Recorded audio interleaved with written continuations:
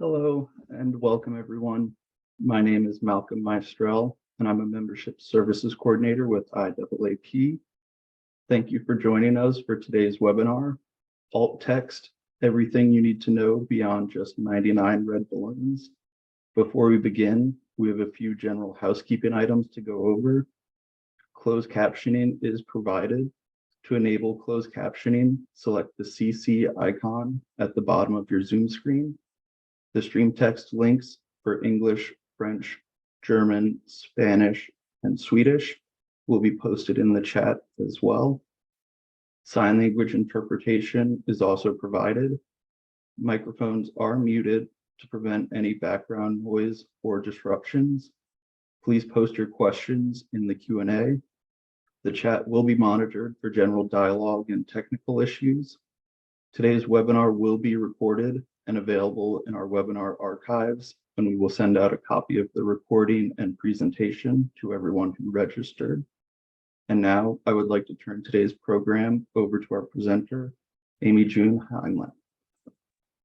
Thank you, Malcolm. Let me share my screen.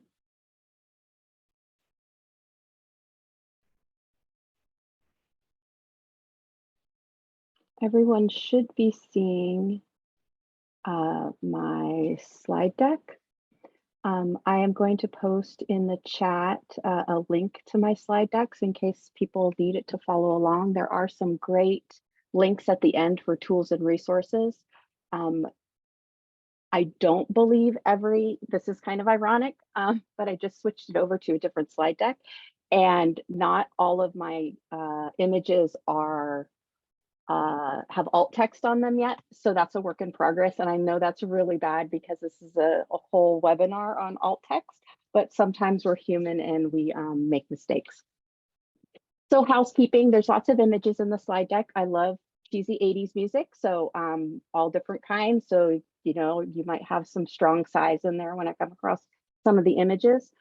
Some of the images are not going to be described on purpose, and you'll see that as I go along. It'll make more sense why I'm not describing those.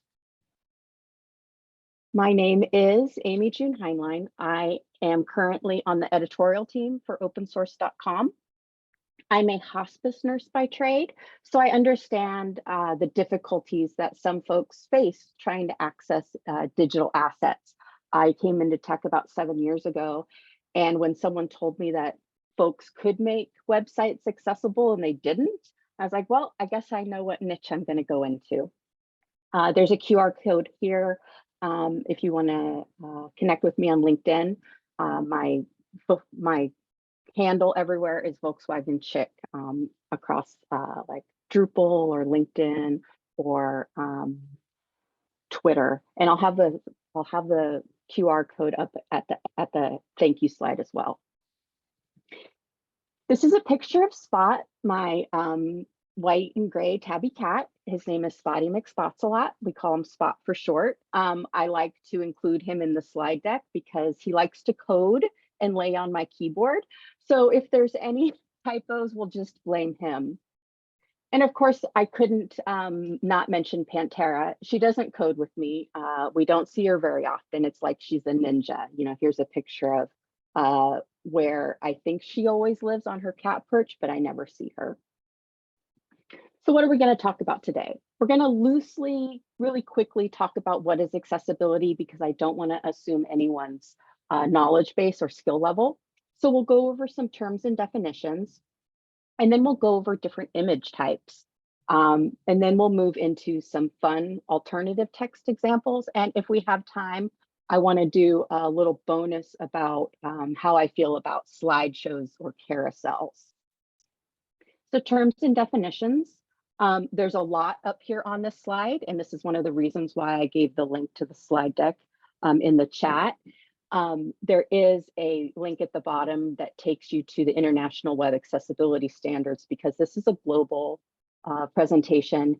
There's all different kinds of guidelines out there.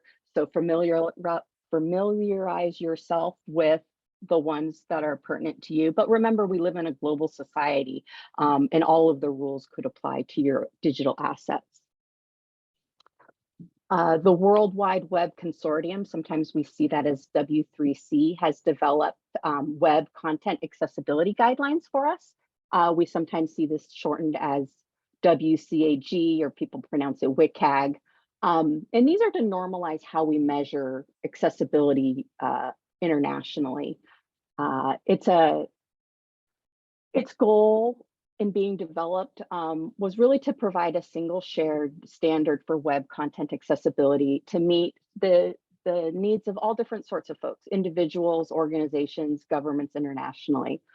And throughout the world, many countries, including the US, reference these guidelines when establishing their own criteria. And that previous slide, a lot of those are based on WCAG guidelines. And these are primarily intended for our web content developers, our web authoring tool developers, web accessibility evaluation tool developers, and really anyone who needs or wants a standard for web accessibility. And the WCAG is broken down into 3 levels of compliance. Each increasing A in the level indicates an additional criteria to follow. So you can, on the slides, I have three spots, one with A, AA, and one with the AAA.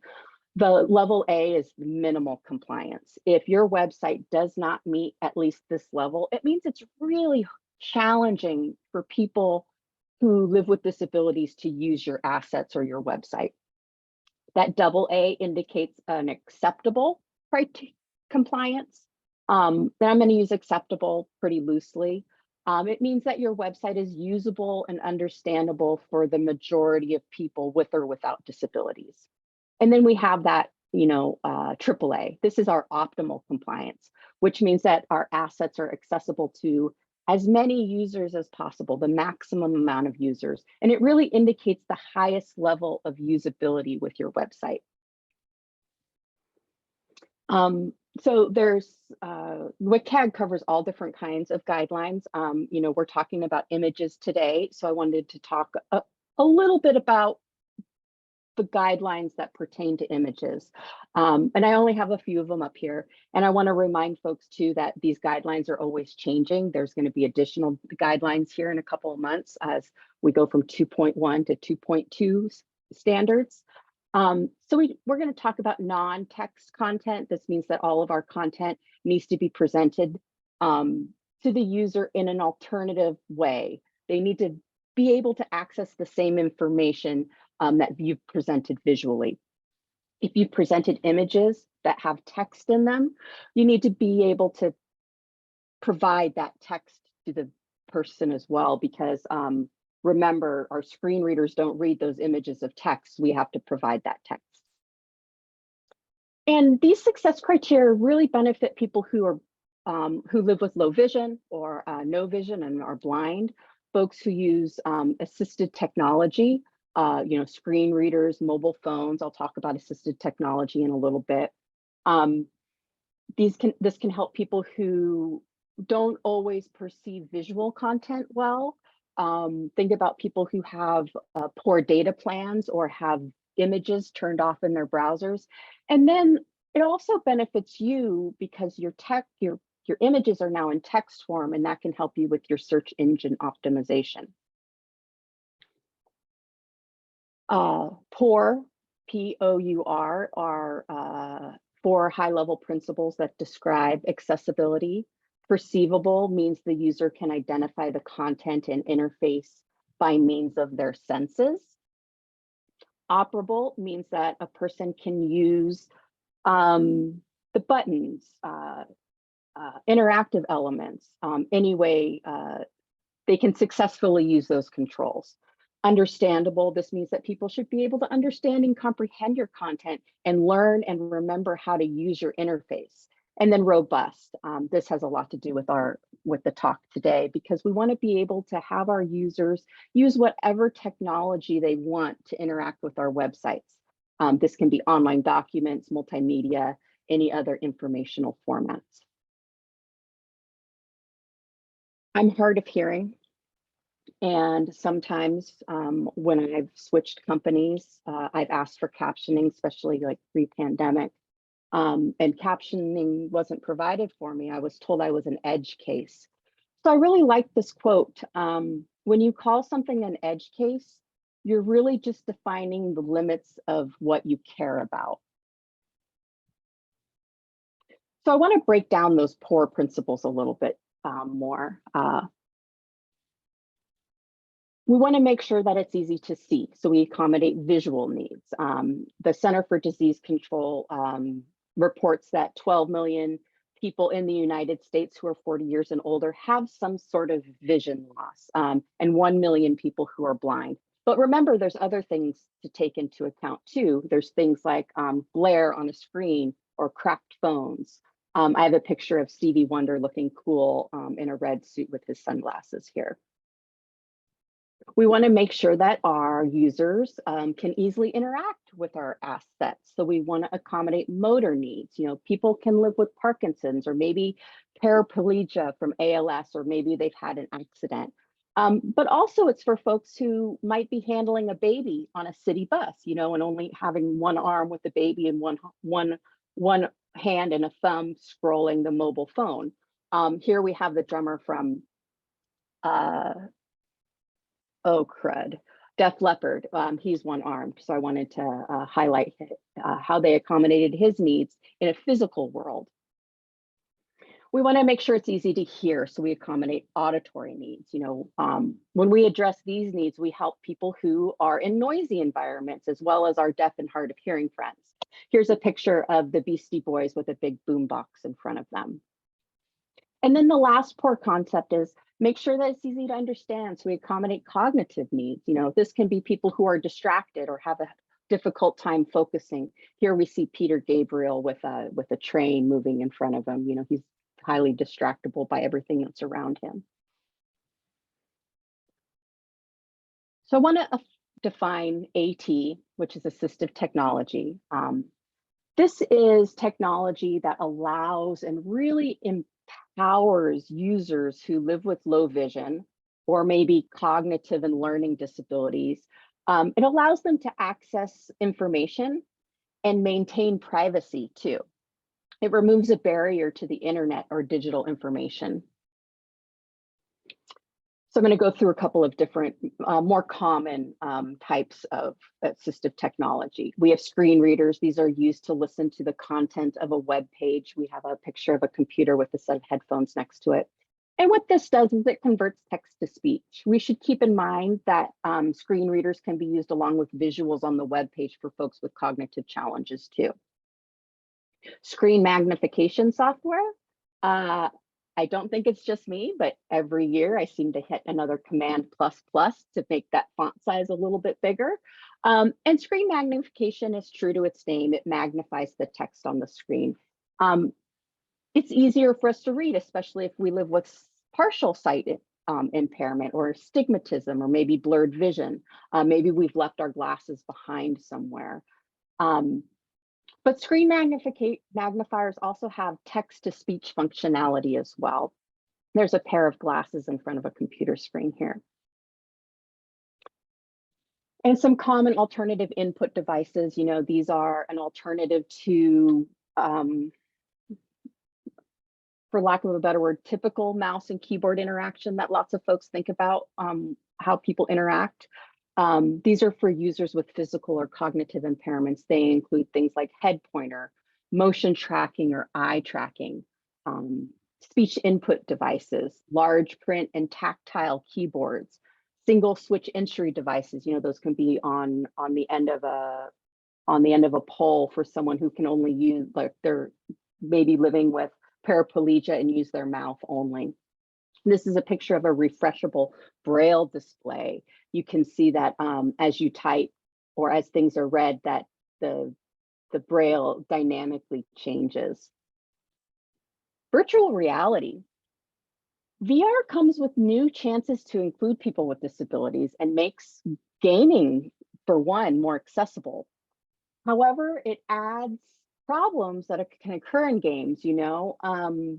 As a relatively new technology, new rules and interaction forms still need to be developed. But as we're moving forward and producing more assets, keep virtual reality in mind. I just want to define a couple of these a little bit more. Eye tracking, this is the system that monitors eye movement to control the mouse and the mouse pointer, and it detects blinking to initiate mouse clicks and selections. We have accelerators. This is software and functionality that reduces the effort needed to type and click. Lots of folks use keyboard customization, using sticky keys, assigning shortcut keys to function, supporting single-handed typing. Pop-up and animation blockers, these are web browser plugins. Sometimes there are software tools that really stop those, what I think are annoying pop-ups, windows and the redirections. And these blockers can stop, pause, and hide animations. And we saw on that last slide a refreshable Braille display. It displays a line of Braille, usually about 40 characters at a time, by raising and lowering those pins dynamically. And then we have things like reading assistance and page maps, where we can customize the font type or size. We can hide less relevant parts of the page, hide sidebars and headers. And then some of these things can also read the content aloud and highlight the text as it's being read out loud. WebAIM conducted a screen reader survey to determine how and why users use screen readers. In their 8th iteration of the survey, they found that 87.6% of people use a screen reader because they live with a disability. And of those, almost 88%, 71% of those folks exclusively relied on the screen reader audio. And in that same survey, it was discovered that more people use a mobile app over a website to access digital information. And I have a graph up here that shows that about 52% of folks use a mobile device over a web page. So let's look at image types, because that's why we're here. So we're going to define what a few image types are, because there's lots of them out there. But first, why do we like images? Well, images are pretty neat. They enhance our content, especially for people who live with cognitive or learning disabilities. We include images that support and add to our information and concepts. They really support what we're presenting. Folks who live with low vision use images as cues to help orient themselves on the page. If they've looked away, they can come back and see where they are by the image they last looked at. Media, including social media, use images for conversions because having images on your social media posts lead to a higher click-through rate and return on investment. And I have a collage up here of different 80s bands. I've got some Devo, a Van Halen cover, Blondie, and Susie and the Banshees. But when images aren't accessible, they can be huge barriers for people. Accessible images benefit those using assistive technology, especially screen readers. That text alternative that we put in there can be read aloud or rendered as Braille. Again, people using speech input software, users can put the focus on a button or a linked image with a single voice command. The text alternative can be read aloud for people who use websites that browse with speech-enabled websites. And then mobile web users, images are turned off. Again, I live usually very rurally, and I have images turned off because it just takes too long to load because I have a poor internet connection. So I'm just going to breeze through these. I'm not going to define any of them right now because I'm going to go into it a little bit more, but I want to kind of put these all on one page so you can look at a few of the different image types that there are. We have simple images. We have decorative images. CAPTCHAs, we don't think of those as images, but they definitely can be images. We sometimes put images of text, groups of images. We use image maps, complex images, and functional images. And what are some common uses for these images? They can be links. They could be the target button to take you to an article. They can be a logo. They can be used as decorations and borders. They can be used to provide orientation onto the web page, and they can be used as buttons. So I'm going to define some of these images now. And the first one is a simple image.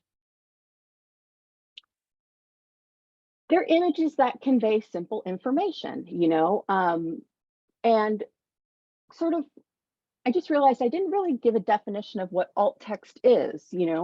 Alt text is alternative text, and it's that information we provide for folks who can't visually see the image. So your alternative text for a simple image should be really short and sweet. It's a description of the content of the image. Remember, it's typically invisible to people who can see the image, but are exposed to those who are using assistive technology. The description should really convey the content and the functionality of the image as concisely as possible to provide access to the information about the image without adding a ton of details. So here we see the Pet Shop Boys album cover where the two of them are sitting there and one of them is yawning. That's a simple image. A simple image can be a headshot. In a headshot, we want to include the person's full name, regardless if you say the name in the surrounding text, include their name in the alternative text. We also want to say that it's a headshot. Just by saying the image is a headshot, you really convey a couple of things about the person. They're professional, they're likely wearing business casual, most of the time smiling. You don't need much more than that. But if the person's doing something in the photo, describe it. Are they holding an award? Are they leaning against a tree? But don't over describe the person. You don't have to describe everything, especially if you're making assumptions around the person's gender, identity, socioeconomic, sexual expression, race. Leave those descriptions out of your alt text for individual people, unless it's truly communicating important information that cannot be accessed any other way for those who cannot see the photo. So this is a headshot of Björk, the musician. She's slightly smiling. She's wearing an orange shirt with an I Ching necklace. Decorative images. I have a lot of opinions about decorative images, and that's a whole nother talk in itself. So I'm going to keep this short. But if your image is purely decorative, really, and it doesn't convey any meaning, there are a couple of ways that you can tell a screen reader to ignore the image. An image may be decorative when they're used for borders around a website or spacers or corners. They're illustrative of text, but not contributing information, like the text is already on the screen somewhere and it's the same text in the image. When can you skip writing alternative text? Really, there's only two situations where an image can be considered decorative. Again, the image provides no important information or context. There's nothing necessary for the user to understand above the page content. It can be considered decorative because its only function is to enhance the appearance of the page. And then again, if the information is repeated nearby on the page, because it would just be redundant to include that information, because as they're reading the text, they would, the screen reader would read that same text again as the alternative text. But I want to stress that these instances are rare. You almost never have an image that does not need alt text. If you use an image to convey or evoke emotion on your page, when you don't describe it to someone who can't see it visually, they're missing out of an experience that you're part of the story that you're trying to tell.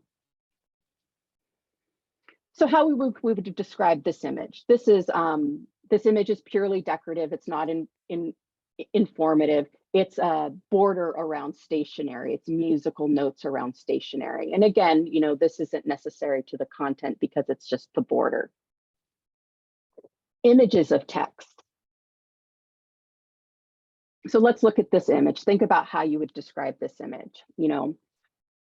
Readable text is sometimes presented within an image, and this is called, images of text. If the image is not a logo, we really want to avoid text and images.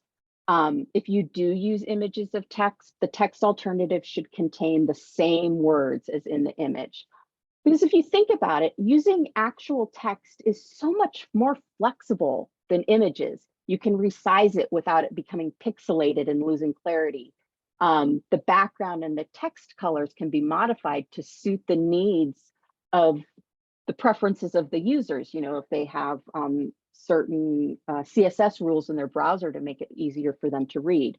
But in the situations where images of text cannot be avoided, the alt text should contain the same text as in the image.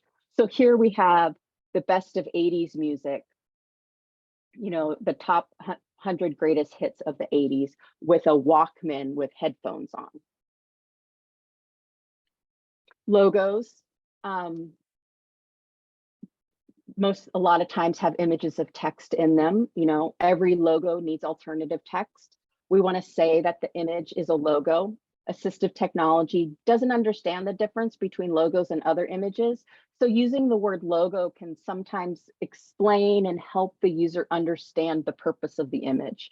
And you want to follow the format of, using the organizational name and then logo.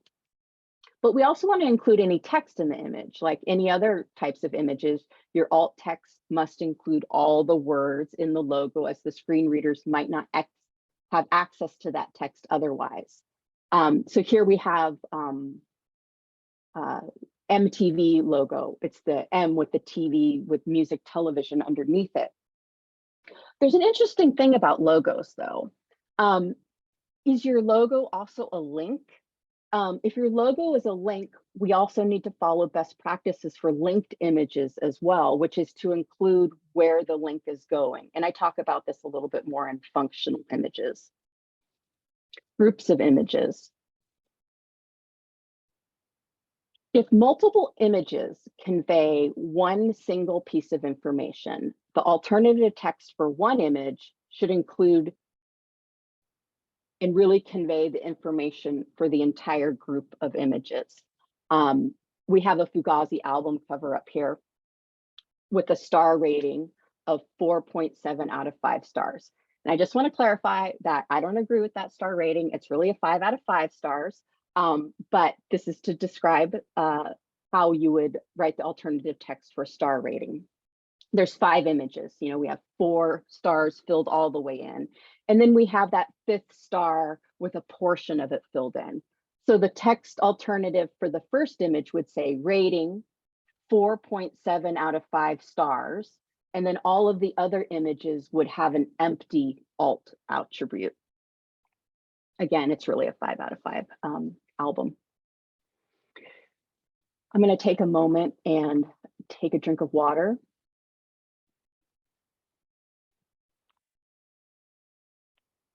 And remind folks that trans rights are human rights.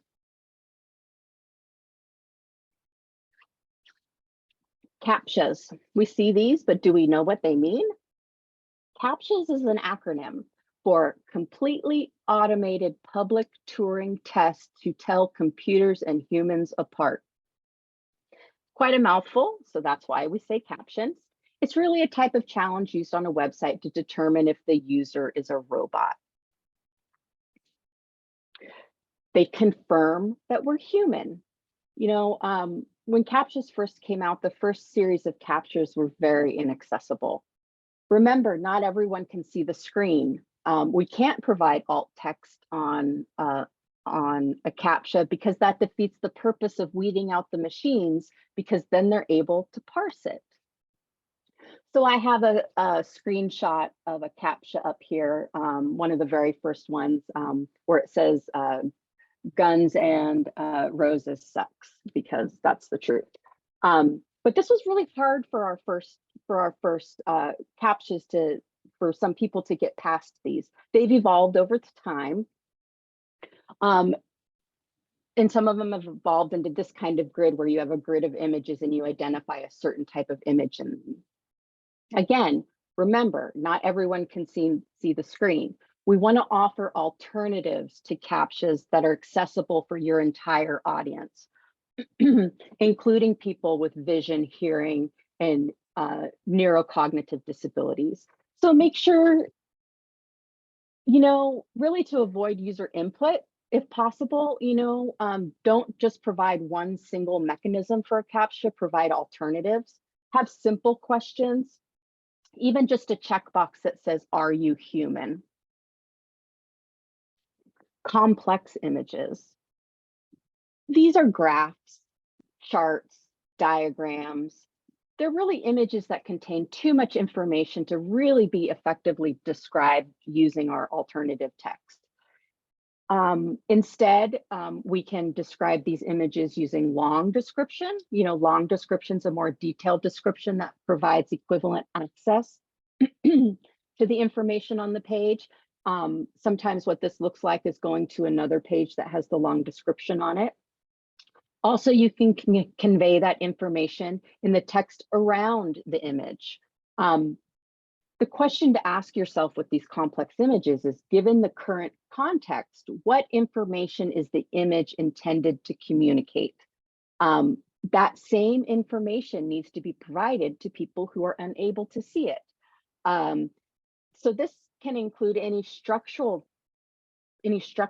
description necessary to communicate the content of the image, including headings, lists, and data tables. So here we have a complex image of a table graph, or I think it's called the table graph. There's lots of different colors indicating different answers to the questions. So if we have a light blue, we want to describe what the light blue means. Those are people who like Susie and the Banshees. If the yellow means it's people who like Cyndi Lauper. You want to have all of those legends mapped out and make sure that people can access the information the same as if they see it. An infographic is a complex image. When we write alternative text for infographics, we want to communicate the important information to the user that screen readers aren't always able to recognize. You might want to consider removing the text from your image and inserting it as live text on your page. But your alternative text will need to include all of the text that occurs within the image. And you also have to take into account the layout. The order of information can be crucial to understanding the message of your infographic as well.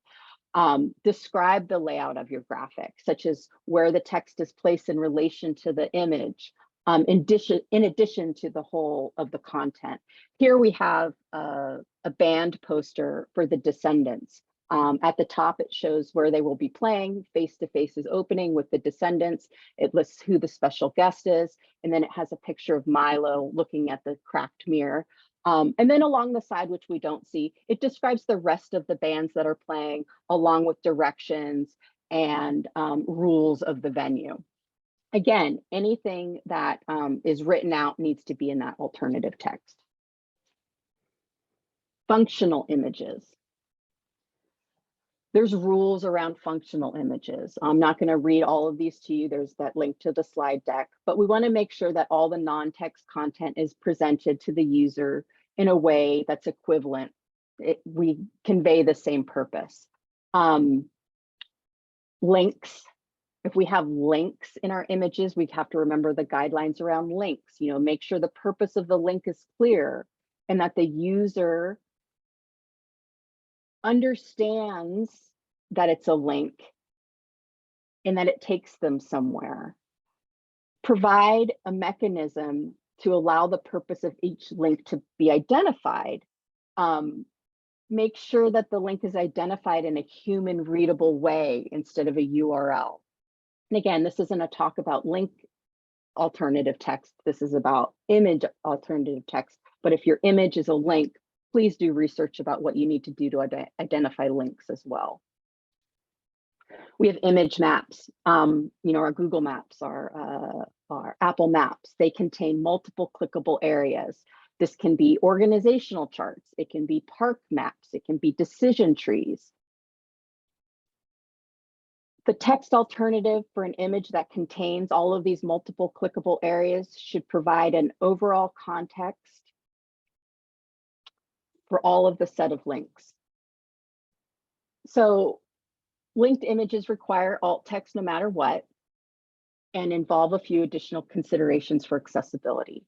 We never want to mark our linked images as decorative. We want alt text for any image serving as a link needs to be identified. It might be decorative, but it not only, if it serves a function, we need to write that where that link goes. Sorry, I got a little muddled. And with any image, consider the text around the image, especially if the link is already nearby. Instead, describe the visual information that the image is communicating. And then when we're describing that link, we want to avoid using the, prefacing it with link to or click to. Screen readers already know that it's a link, and they may already be saying link or clickable graphics. So when you're using words like link to or click to, it's redundant. It can be confusing for those navigating with the screen reader. I have a map here of all the record shops in San Jose, California. And each pin indicates a record shop. So how would you describe this image? This is an image conveying a file format, another type of functional image. It's conveying information that you're going someplace else. But again, if this is all you have on the page, most people will identify it visually that it's a file format. But for those who can't see it, make sure that you're telling them that that's a file format in the link text. Images used in a button, sometimes these are functional images as well. The image is used to give the button a distinct style. So you want to make sure that the user knows that it's a button. But if you've decorated it, if it's a 80s colored magnifying glass, let them know that if it makes any sense to do that on the page. Standalone icon images, again, visually, most of us would look at this and know that it's a printer icon, but we need to let people know who can't see that's a printer icon. And I'm going to go over some miscellaneous images. Screenshots. These generally add visual explanations to the text, like we include them in how-tos and things like that. Again, if it's not communicated in live text, you need to explain the value of that screenshot. The screenshot here would be a MIDI board with, a plug here connected to a plug there, anything that's relevant to that how-to. Illustrations. These can be simple or complex images, Be sure to describe what adds value. Why is it important for the content consumer to know that it's an illustration?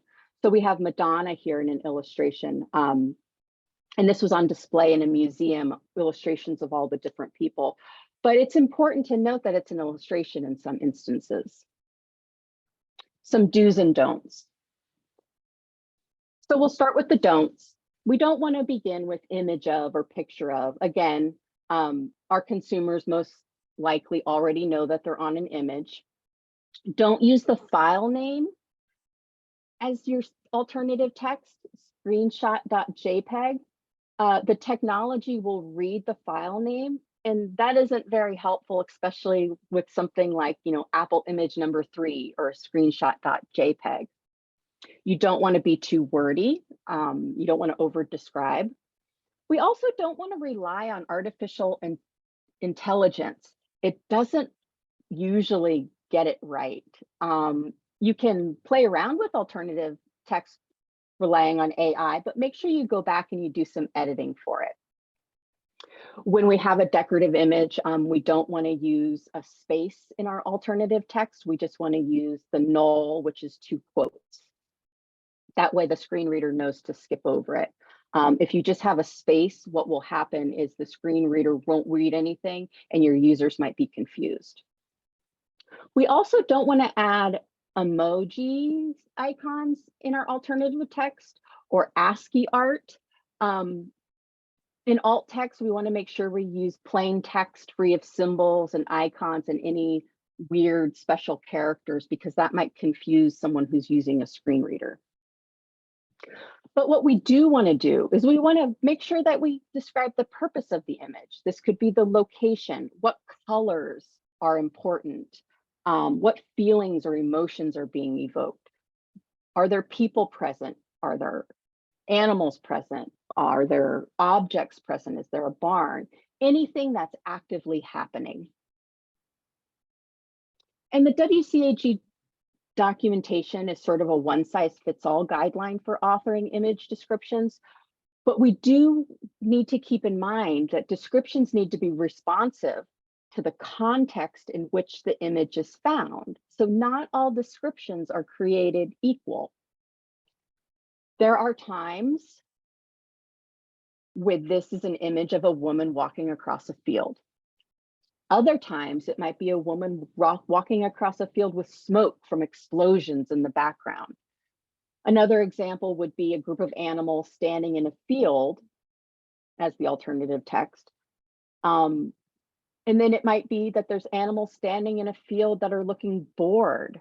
You know, this might be pertinent to something like a news article or an op-ed piece. So remember the context in which your image is. So I have some fun examples that I'm going to go through. What do you think of when you hear the phrase men with makeup? Because if you're using a screen reader, that's all that's going to be read, men with makeup. And I'm not going to describe these images right now. So here we have an image of men with makeup.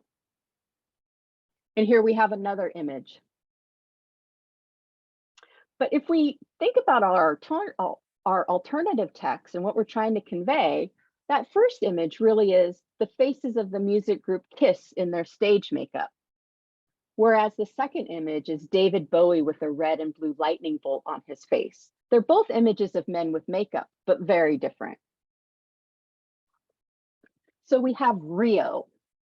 What do you think of when you hear the word or phrase Rio? Of course, we know that this is 80s based, and some of us already have an idea of where I'm going to go with this. But here we have an image of Rio, and we have another image of Rio.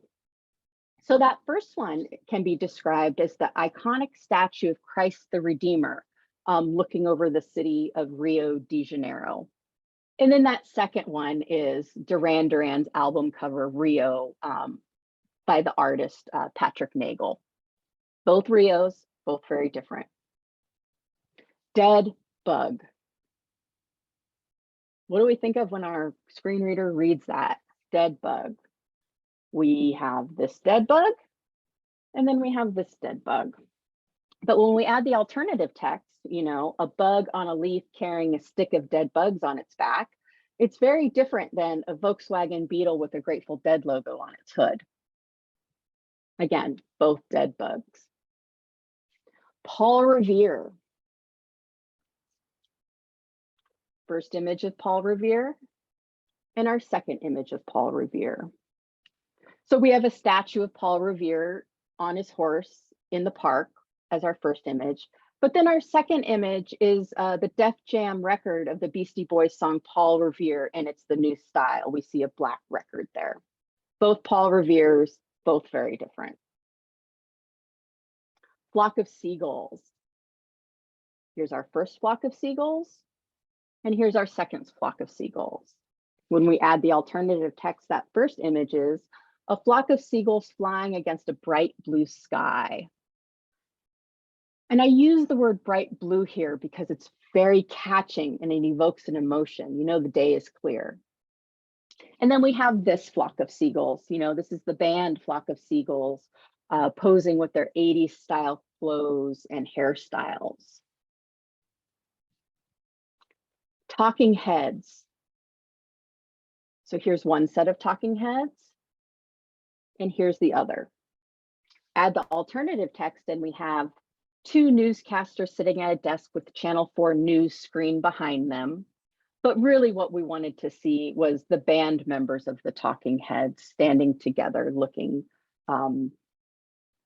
looking almost morose. And this is my last example. We have cure, our first image of the cure and our second image of the cure. So we have someone holding a tray of pills versus the Cure's Kiss Me, Kiss Me, Kiss Me album with shiny red lips on the cover. Both cures, both very different. So the bottom line when we're talking about alternative text is we want to be succinct. We want to be thoughtful of the information we are actually wanting to portray. Add the details that are relevant. And think about why the image is there. Sometimes an image is there to evoke emotion, not just a decorative image, but if you're trying to highlight, race disparity or something like that, and why is the image there in the first place? And why is it important for people just in general? Those details should be shared in the alternative text.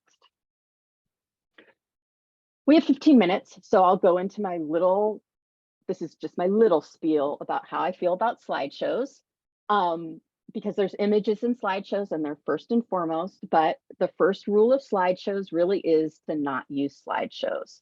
I give a presentation and it's out there on the internet about all the reasons why slideshows should be avoided. If you feel like hearing more about it, you can do a quick internet search and find that.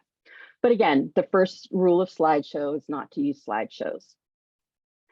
Lots of times, they're called carousels or sliders sometimes, just to give more context, but lots of times these slideshows are predominantly located and are used to provide navigation or show page content. Accessible slideshows are important for many website users, especially people using keyboard navigation or voice import software. They need to be able to navigate between the individual items. Folks who are using screen readers want to understand which item is currently being shown, and they also want to understand how to navigate between the items. We want to make sure that we have visible controls because people are distracted by movement with the animation, so make sure that you can pause animation. And sometimes people need more time to see the image, and having those controls visual is very helpful. Be sure that your controls are highlighted on focus for folks who are using keyboard. That way they know where they are on the page. And then if people can get into your slideshow using the keyboard or alternative device, make sure that they can get out of your slideshow, meaning that there's no keyboard traps. So back to those controls.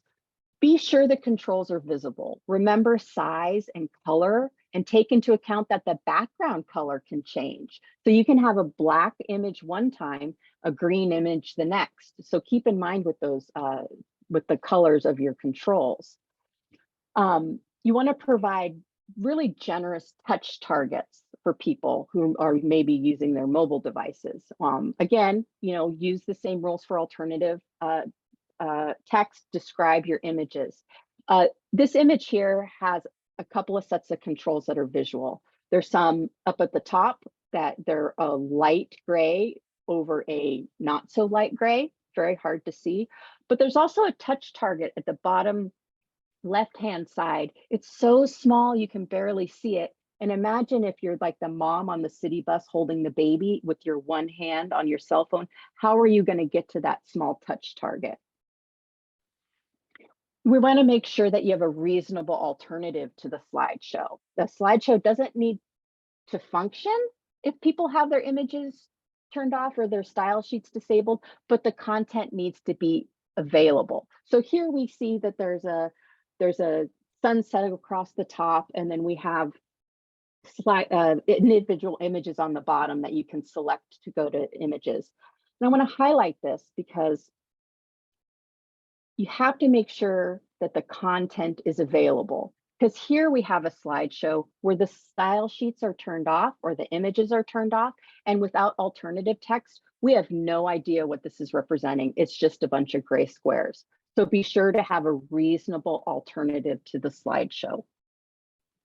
Social media, we talked about return on investments on social media. The images lead to higher click-through rates. That same iteration of the WebAIM survey talked about 1,700 screen reader users. About 88% of them use the screen reader on the mobile device, but only 54% of those found that social media was somewhat accessible. So a really quick win for accessibility is adding alternative text for our images on social media. Here's a pie chart of 53% found social media somewhat accessible. There's an easy way to do it. Most of the apps have options to add alternative text and captions. Until recently, Twitter, you had to really dig hard to find it, and now it's sort of on by default. It reminds you, do you want to add a description? But not all the social media platforms have them on by default, and you have to go and you have to turn them on. A quick search on the internet can usually yield good results for articles, and most of the times, like I said, they do have accessibility settings. So here's a couple images of how to add alternative text in Facebook. Once you're on the image button, or the image, there's an edit button, and then in the edit button, there's a couple of choices, and one of them is to add alternative text. This is a picture of Spot. Spotty McSpots a lot. So I would say, you know, Spot looking out the window in the sun. Instagram, again, you kind of have to dig a little bit to get to the alternative text. You go into the settings again, and under the accessibility settings, you can write alternative text. This is a picture of words. So I would say a rainbow, decide if you have the same rights as others, you have privilege. So it's an image of text, it's in a rainbow, and I said all of the words that were in the text. Twitter, this changed a little bit in the last couple of weeks, and it does look like this. You know, you can add the alternative text right there. What's amazing in Twitter is the alternative text is almost twice as long as what your allowed character spaces for the actual tweet. So say you have an event coming up and you have an event poster, you can actually almost fit all of your details of your event poster in that alternative text. So keep that in mind. And then the last one I want to share is LinkedIn. Again, it has alternative text. It's pretty straightforward to find. There's an edit button and you hit alternative text and you drop in your image. This is an image of a Drupal drop in front of the Golden Gate Bridge. This is our San Francisco Drupal Users Group logo. So I want to say thanks. I know that was a lot of information. I didn't cover all of the different types of images. And so I'm more than happy to have conversations online, on LinkedIn or Twitter. Here is my QR code again, if you want to connect on Twitter. And then it is Volkswagen Chick across all of the medias. And I know that looks like there's a lot of chat going on and a lot of Q&A. And I think Malcolm's going to come back on and ask me some questions. And it looks like just a couple of them. So again, connect with me on LinkedIn if you have more questions or comments. Thank you, Amy. AmyJune, this is Malcolm again. In the chat and Q&A, we have a number of questions. First one being, I heard somewhere that Braille readers have a limit to the number of characters that can be read from an alt attribute, or maybe it was a limit to the number of letters before making a carriage return. Not sure of the terminology. Have you heard of this? Could this be a guideline for the length of alt text? Yes, it does have a limit, and I don't know what that is offhand. I did last year do a presentation where we talked about having 180 character limit, and I don't know if we decided if that was because of the Braille readers or not.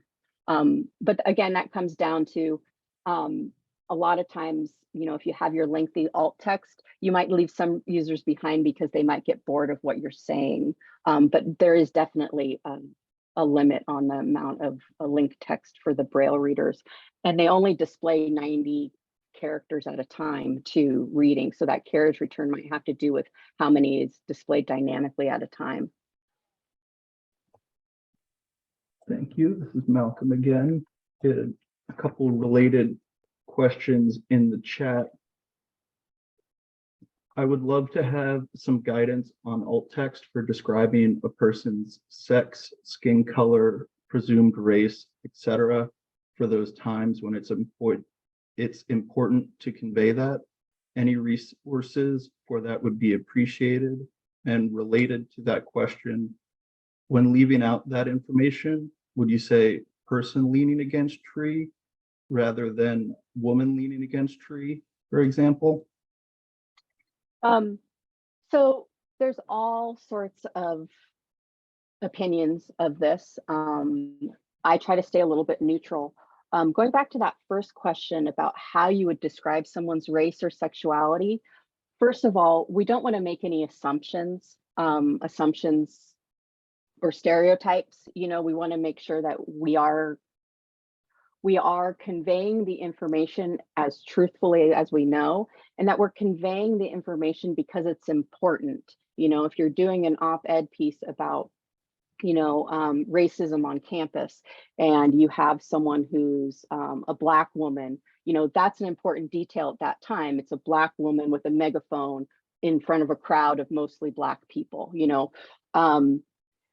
So that context is super important. And as far as like describing people's sexuality and making sure, or sexuality or any of those labels that we can describe people with, make sure that you use the language that people prefer. So that's a little bit of research on your own. So, you know, we don't want to, again, it's about the assumptions too. We don't want to make assumptions because then our consumers are making assumptions as well. Thank you. Another question in the Q&A. Would a city seal or company logo be considered a decorative image? And do we need to describe the form of the logo or just write that it is a logo? That depends. If you have a logo like on the top of your website, that is a link that takes you someplace and it's the same logo all of the time, but you have the logo and you have the word, like the words written out on your website of the city planning department, you don't necessarily have to have that because that information is around, it's live text. If you have a standalone logo, you want to make sure that you say that it's a logo. But if there's any like picture or image that's important to convey, you know, is there some striking detail about your logo that's important to the information, then what I would do is I would describe it like on the first page of your website. And then maybe subsequently, if you're using it as a link on the other pages on your website, I would just say company name and logo. Thank you. I think we have time for one more question. Great. At what point should the author decide an image description is necessary in place of a text alternative?